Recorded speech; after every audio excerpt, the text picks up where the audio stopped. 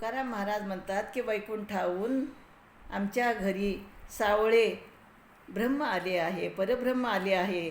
त्यामुळं कोणत्याही प्रकारची इच्छा राहिलेली नाही आणि विठ्ठल माझ्याकडे आलेले आहेत.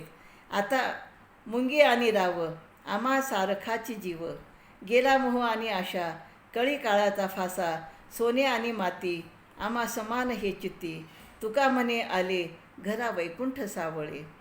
तर तुकाराम महाराज म्हणतात आता माझी मोह, आशा, इच्छा, अपेक्षा या सर्व गोष्टी नष्ट झालेल्या आहेत, कारण माझा सावळा विठ्ठल पंढरीमध्ये आलेला आहे. आणि त्यामुळं मुंगी असो की राजा आम्हाला दोघेही सारखेच आहेत. कळी काळाचा फास देखील आम्ही तोडलेला आहे. सोने आणि माते या दोन्हीची जागा आमच्या चित्तामध्ये सारखीच आहे. म्हणजे तुकाराम महाराज म्हणतात की विठ्ठला एवढं अनमोल काहीच नाही. आणि म्हणून म्हणतात आमच्या घरी वैकुंठाहून सावळे ब्रह्म आलेले आहे, विठ्ठल आलेले आहे.